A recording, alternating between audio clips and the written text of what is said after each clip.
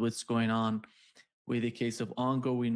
se passe-t-il dans le cadre de la guerre en cours entre les États-Unis et l'Iran? Avant d'en venir là, il y a quelques instants, je dirais il y a environ une demi-heure, on a appris qu'une nouvelle attaque avait eu lieu à Daya. C'est la partie sud de Beyrouth.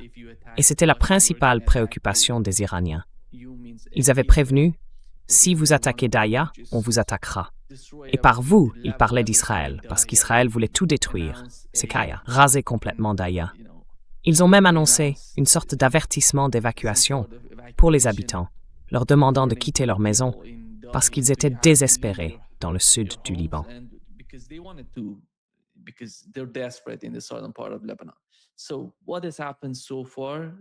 Alors, ce qui s'est passé jusqu'à présent, c'est qu'ils ne voulaient pas. En fait, ils tenaient vraiment à faire quelque chose à Daya, parce qu'ils ne sont pas capables d'affronter le Hezbollah dans le sud du Liban. Ensuite, il y a eu la réaction iranienne, disant que si vous attaquez Daya, nous attaquerons le nord d'Israël, de la même manière que vous attaquez Daya. Puis, il s'est passé quelque chose. Il y a eu cet appel téléphonique entre Benjamin Netanyahu et Donald Trump. Donald Trump a dit qu'il n'allait pas le faire. J'ai parlé avec Benjamin Netanyahu. J'ai parlé avec le Hezbollah. Personne ne sait à qui il a parlé. S'il a parlé au Cheikh Naïm Qassem, le secrétaire général adjoint du Hezbollah, ou à quelqu'un d'autre. Moi, je pense que rien de tout ça ne s'est produit.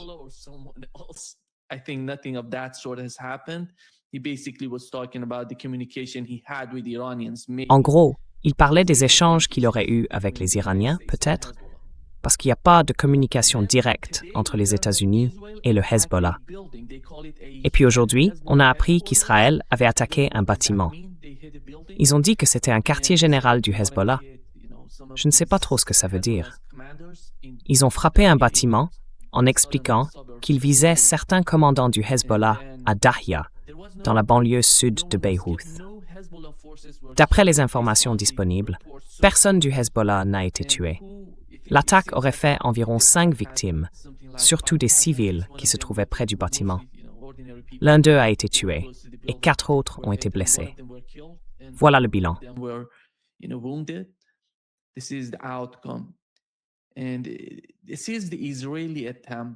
Et c'est ça la tentative israélienne, parce qu'ils voient quelque chose. Je pense qu'ils sentent qu'il se passe quelque chose entre l'Iran et les États-Unis. Ou peut-être qu'ils sont proches, vous voyez, proches d'obtenir une sorte d'accord, peut-être. D'après ce que je comprends, ce n'est pas le cas, mais peut-être qu'ils le perçoivent comme ça.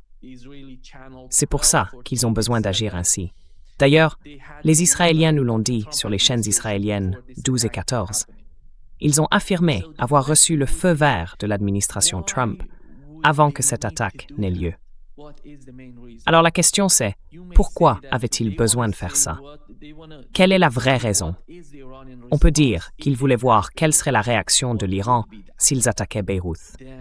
Quelle aurait été cette réaction? Et donc, quel a été le résultat? S'ils n'ont tué aucun combattant du Hezbollah, aucune force du Hezbollah, rien du tout, c'était un bâtiment vide.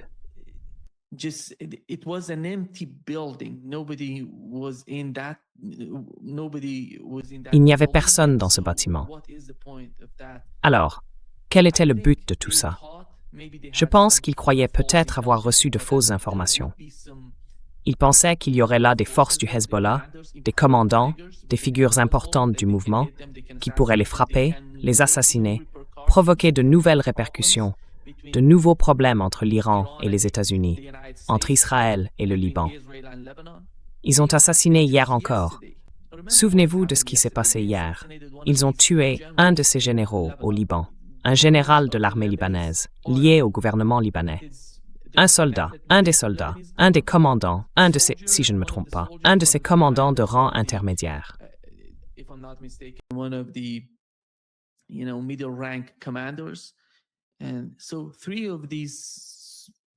Alors, 3 de ces soldats, un général et un commandant de rang intermédiaire, ont été tués hier par une attaque de drone israélien, et ils ont dit que c'était un accident. Ça s'est produit peu de temps après que le président libanais a déclaré que l'Iran utilisait le Liban comme monnaie d'échange. Donc, l'Iran tire profit de la position qu'ils adoptent à propos du Hezbollah et des actes de résistance. Je ne sais pas vraiment quel avantage l'Iran en retire. Pour l'Iran, d'une certaine manière, c'est différent. Je ne vois pas, parce que pour moi, tous ces actes de résistance sont liés. C'est pas une question d'Iran. C'est le Yémen, l'Iran, l'Irak, le Liban, Gaza et la Palestine. Tout ça ensemble. Je ne vois pas ça séparément. Mais le gouvernement libanais, lui, essaie de dire que non, c'est différent.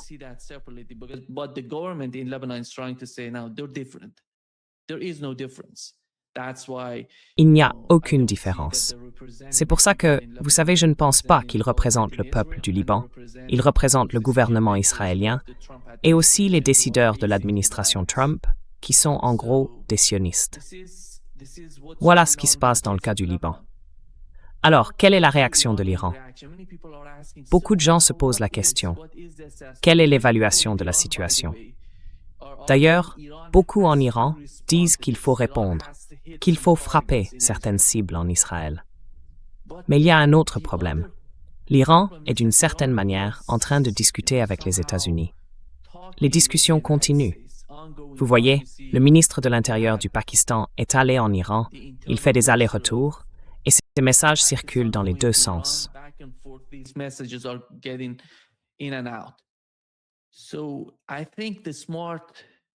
Je pense que la réponse la plus intelligente, du côté des Iraniens, du côté des actes de résistance, qui peuvent d'ailleurs se produire pendant qu'on parle, pourrait venir du Yémen.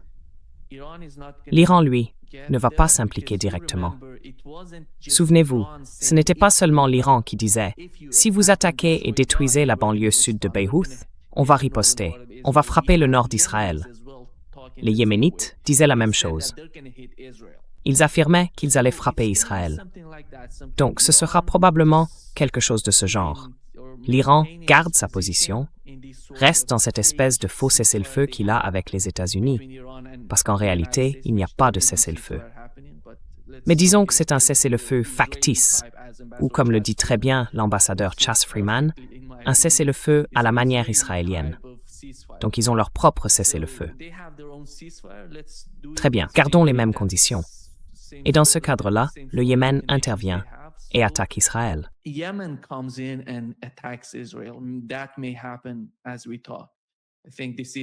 Ça peut se produire pendant qu'on parle. Je pense que c'est ce qui est en train de se passer, vu les actes de résistance. Mais quand on parle des négociations entre l'Iran et les États-Unis, le principal problème reste la question du Liban. L'Iran n'utilise pas le Liban comme monnaie d'échange. Le Liban fait partie des actes de résistance, et l'Iran ne se voit pas en dehors de ces actes de résistance. L'Iran se considère comme faisant partie de cette résistance. On ne peut donc pas séparer l'un de l'autre. On ne peut pas séparer la résistance irakienne de la résistance yéménite. Je pense qu'ils partagent tous le même état d'esprit. Ce sont des résistants. Ils sont prêts à riposter.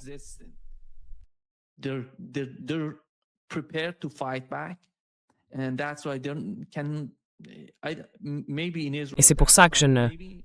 Peut-être qu'en Israël ou même au Liban, avec le président du Liban, il ne comprend pas ce qui se passe. Il ne comprend pas l'état d'esprit des gens. Il parle de mon peuple. Mais qui sont ton peuple au Liban? Ce ne sont pas ton peuple. Ce sont les habitants du Liban. Ce sont des citoyens libanais, des Libanais. Ce ne sont pas ton peuple. Et toi, tu es censé représenter le peuple libanais, mais tu ne le représentes pas. En réalité, tu représentes le gouvernement israélien. Et c'est bien là le problème. Ce que fait le gouvernement libanais en ce moment, c'est qu'il pousse petit à petit la société vers une forme de guerre civile.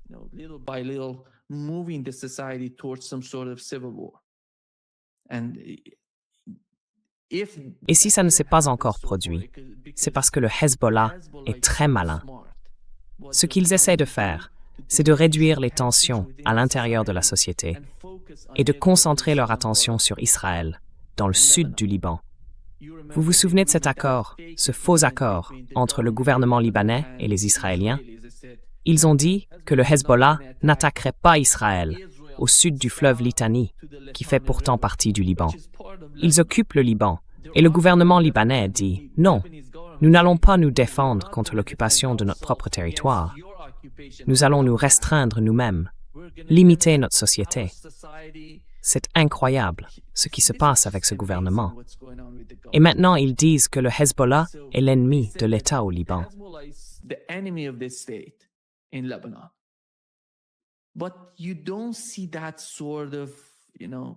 Mais on ne voit pas ce genre d'attaque, vous savez, venant du Hezbollah contre le gouvernement. C'est plutôt le gouvernement qui attaque le Hezbollah. Et le Hezbollah, lui, contrôle les tensions. Ils ne veulent pas que ces tensions s'aggravent dans la société. Leur principal objectif, c'est Israël. Et là-dessus, ils agissent de manière très efficace. Aujourd'hui encore, on a vu l'un de ces systèmes de défense aérienne. Ils utilisent des missiles pour atteindre leurs cibles. Et juste avant cette émission en direct, on a vu une des vidéos qui venait de sortir. Le Hezbollah a lancé un missile solaire. Voilà, c'est ça leur objectif principal. Ils ne veulent pas tout mélanger.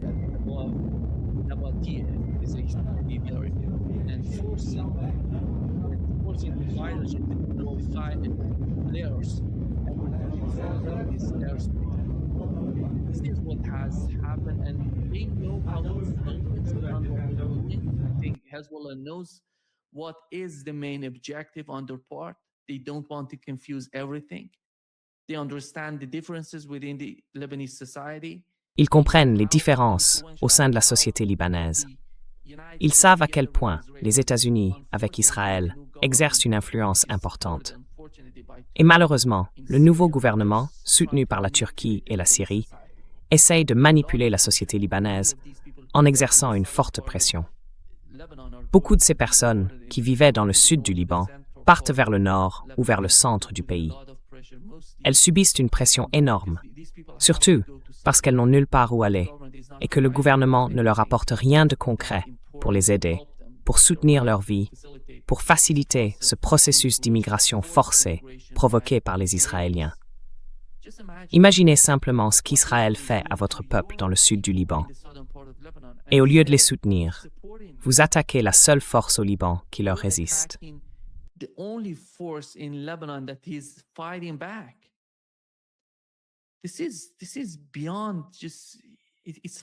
C'est plus que de l'illusion, c'est carrément de la fantaisie de la part du gouvernement libanais. Je ne les vois pas comme une option crédible pour le peuple libanais, pas à long terme. Ce gouvernement finira par tomber, tôt ou tard. Ça arrivera. Mais le Hezbollah ne veut pas que ça se produise maintenant. Ils veulent d'abord voir ce qui se passe entre l'Iran et les États-Unis. C'est ça, le vrai enjeu. Je pense donc que c'est la première étape. La première ligne de l'argument iranien pour parvenir à une forme d'accord avec les États-Unis, et ça passe par le Liban. C'est extrêmement complexe, comme on le voit depuis un moment déjà. Et si on en vient à l'Iran, à ce qui se joue entre l'Iran et les États-Unis, il y a deux récits qui en sortent. L'un d'eux, c'est celui que Donald Trump met en avant. One of them is what Donald Trump is talking about. He had an interview just moments ago. Il a donné une interview il y a tout juste quelques instants, ou peut-être il y a quelques heures. Il a déclaré qu'il n'allait pas libérer les avoirs iraniens gelés, ni lever les sanctions sur l'économie iranienne. Et quand il parle de lever les sanctions, il ne parle pas de celles qui dépendent du Congrès américain, parce qu'il y en a énormément. 46 ans de sanctions. On imagine facilement combien il y en a sur l'économie iranienne. Mais en gros, il a un certain pouvoir pour alléger les sanctions qui touchent le secteur énergétique iranien. C'est d'ailleurs la principale priorité de l'Iran dans ce type d'échange entre les deux parties. Mais Donald Trump est intervenu il y a seulement quelques heures et il a dit qu'il ne libérerait pas les avoirs iraniens gelés et qu'il ne lèverait pas non plus les sanctions sur le secteur énergétique iranien.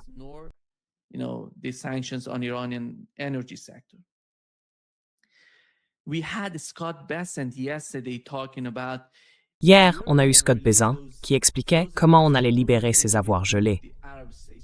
Mais on va les donner aux États arabes, aux pays du Golfe, à cause des attaques iraniennes contre eux et des dégâts que ces attaques leur ont causés.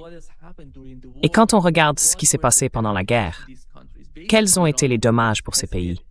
En gros, l'Iran a frappé toutes les bases américaines présentes dans ces pays. Et dans certains endroits, comme au Qatar, ils ont tout rasé. Il ne reste plus rien, à part quelques bâtiments qui ne servent plus à rien. Alors, ils veulent reconstruire, rebâtir leurs bases avec les avoirs iraniens gelés. C'est bien ça que Scott Bessent voulait dire.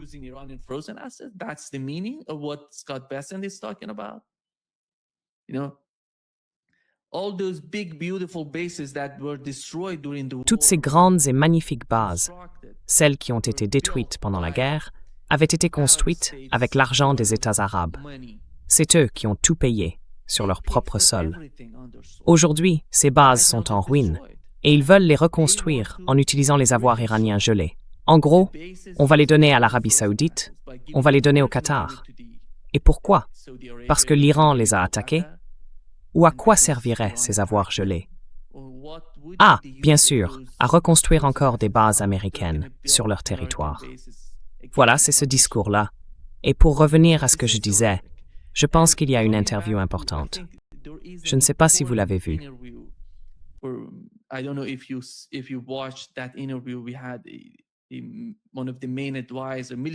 Nous avons eu l'un des principaux conseillers militaires des dirigeants suprêmes iraniens, l'ancien et le nouveau guide suprême.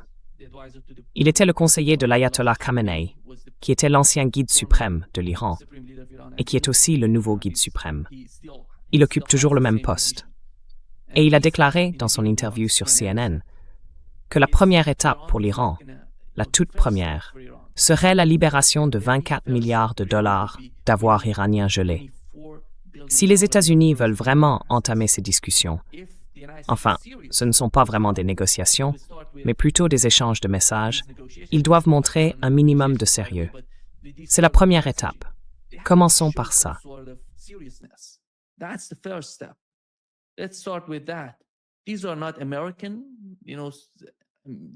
Ce ne sont pas des avoirs américains, vous savez, ce sont des avoirs iraniens, et les États-Unis doivent les libérer. Ensuite, on a eu Scott Bessent qui a dit ça. Alors, est-ce qu'on voit un signe positif, quelque chose d'encourageant? Non. Honnêtement, je ne vois rien de positif pour le moment. Le Liban, est-ce que vous voyez un signe positif entre Israël et le Liban? Non. Y a-t-il le moindre signe concernant les avoirs gelés, les sanctions, ou une quelconque volonté de l'administration Trump de faire une concession ou de prendre une décision importante en faveur de l'Iran? Non. Rien de tout ça n'a eu lieu jusqu'à présent. Et puis l'autre question, c'est qu'est-ce qu'on apprend des Pakistanais? Franchement, je ne sais pas.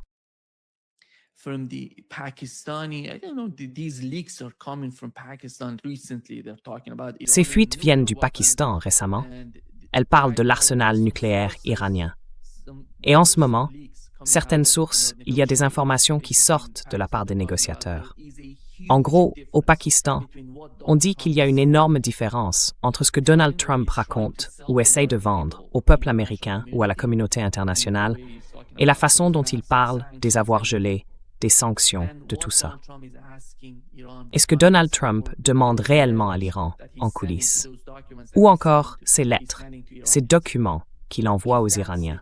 Si c'est vrai, ça pourrait changer un peu la donne, ou peut-être même ouvrir la voie à un accord.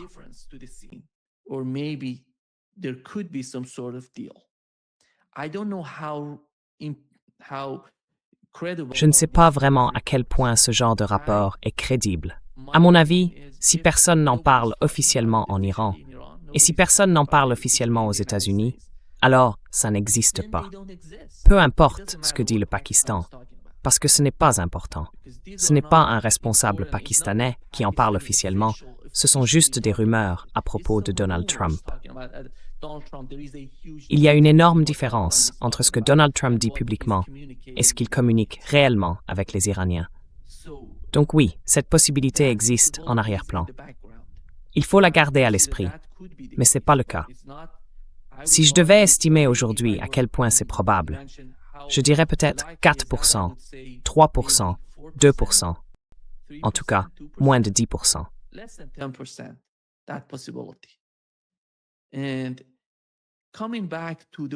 Et pour revenir à la guerre, quelles sont les options pour Donald Trump? La seule façon pour moi de comprendre ce qui se passe entre l'Iran et les États-Unis, c'est de regarder la réalité de la guerre actuelle entre ces deux pays. Parce que l'administration Trump a été très habile pour manipuler le marché du pétrole. Cette manipulation, on le voit bien. Le prix du pétrole baisse, remonte, rebaisse, et les gens disent que ce sont de faux chiffres. On a l'impression que le marché se fait piéger, d'une certaine manière, par l'attitude de Trump ou par la façon dont il essaie d'influencer le marché. Le marché est devenu extrêmement sensible à tout ce que dit Donald Trump.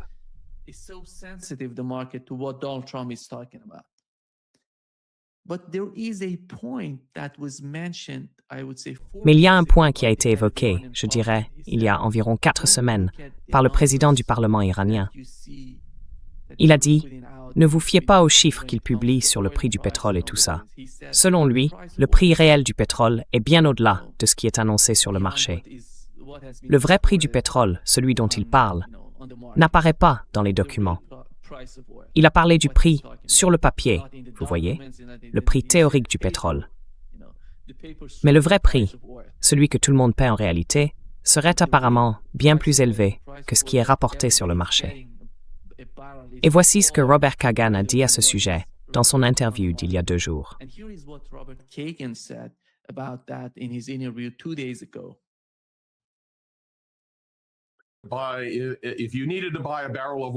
Si vous deviez acheter un baril de pétrole aujourd'hui, il vous en coûterait environ 150 ou 140 dollars, parce que c'est le vrai prix du pétrole.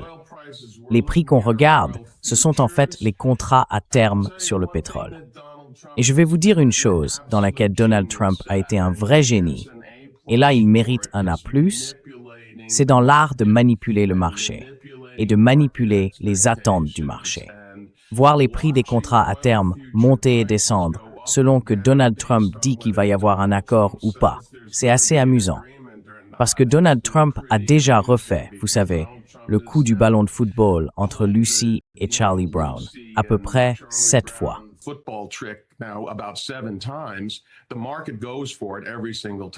Le marché fonce à chaque fois. Donc ces prix ne reflètent pas la réalité. Et maintenant, on voit même des dirigeants de grandes entreprises comme Exxon avertir que les niveaux de stocks mondiaux de pétrole qui permettaient jusque-là de maintenir l'offre sont en train de baisser. Il y avait beaucoup de pétrole dans le système et bien sûr, les réserves stratégiques de plusieurs pays, y compris celles des États-Unis, ont été largement entamées. Je crois que c'est du roast, c'est Zep Foros, que vous aimez.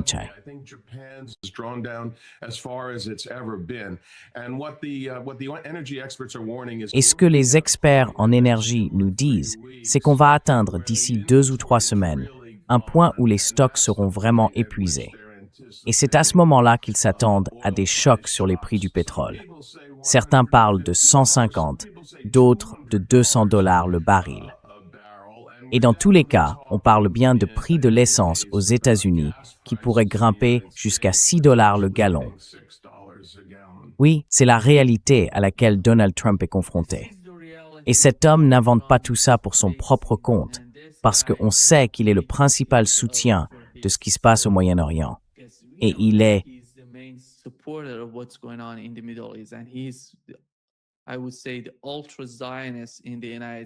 Je dirais que ce sont les ultra-sionistes aux États-Unis qui avancent ce genre d'argument, selon lequel il faudrait aller en guerre, qu'il faudrait agir contre l'Iran parce qu'il deviendrait trop dangereux en Asie de l'Ouest. Mais en ce moment, il voit bien la réalité de la situation. Et la position de Donald Trump, peu importe jusqu'où il va pour manipuler le marché, le prix réel n'est pas celui qu'on voit affiché sur ces plateformes. Et puis, il y a un autre point qu'il a soulevé, et il est crucial. Les réserves de pétrole aux États-Unis et en Europe sont en train de s'épuiser. Les États-Unis utilisent leurs réserves pour stabiliser le marché. La vraie question c'est, combien de temps Donald Trump va-t-il pouvoir continuer à faire ce qu'il fait depuis le début de la guerre? C'est ça, la question centrale aujourd'hui.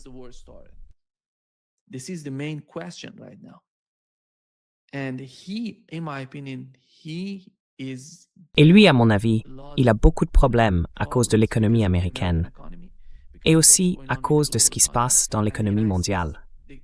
L'économie des États-Unis est complètement liée à une grande partie de l'économie mondiale. Ce n'est pas comme le dit Donald Trump, avec son argument selon lequel nous sommes indépendants, nous n'avons pas besoin du pétrole ni du gaz qui vient aux États-Unis, parce qu'on produit tout ici. Il a dit qu'on n'avait besoin de rien, mais en réalité, c'est complètement faux. Les États-Unis en ont besoin parce qu'il existe différents types de pétrole sur le marché, le lourd, le léger, et chacun a son usage. Le diesel, par exemple, vient du pétrole lourd, que les États-Unis n'ont pas.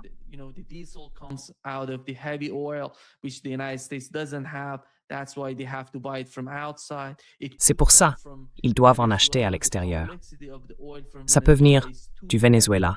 Le problème avec le pétrole vénézuélien, c'est qu'il est trop lourd, trop épais, et que le processus de raffinage de ce type de pétrole, eh bien, ils n'ont peut-être pas les installations ou le système adapté pour ça. C'est pour cette raison que vous vous souvenez, quand les États-Unis ont essayé de faire pression sur la Chine, l'un des principaux problèmes, c'était justement qu'ils voulaient empêcher la Chine d'acheter du pétrole iranien. Mais si la Chine veut se tourner vers d'autres pays, comme le Venezuela ou d'autres encore, il faut repenser tout le système de raffinage. Et ça ne se fait pas du jour au lendemain. Il faut du temps pour y arriver. On ne peut pas faire ce genre de modifications instantanément.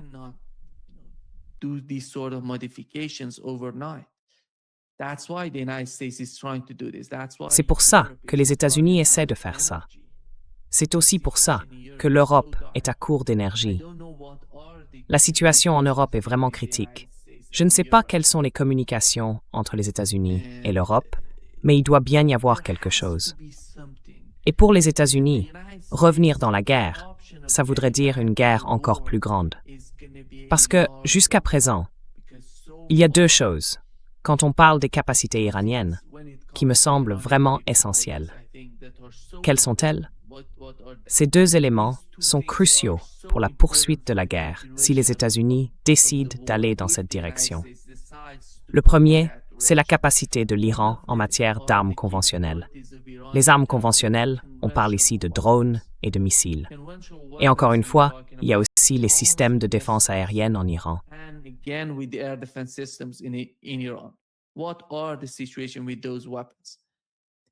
Quelle est la situation avec ces armes? L'Iran a énormément progressé. Pour ce qui est des missiles, les missiles à courte portée, à moyenne portée et à longue portée, si vous avez accès à l'Iran, aux médias persans, vous pouvez remonter 10, 12, 16 ans en arrière. Vous verrez que la raison pour laquelle l'Iran n'a pas, du moins officiellement, de missiles capables d'atteindre des cibles, par exemple à Diego Garcia, ou peut-être en Grèce, c'est parce que l'Iran a choisi de limiter la portée de ses missiles. C'est une décision volontaire. S'ils décidaient demain de changer cette politique, ils pourraient le faire du jour au lendemain. Ils en ont les moyens. Je peux vous confirmer qu'ils ont la capacité d'augmenter la portée de leurs missiles.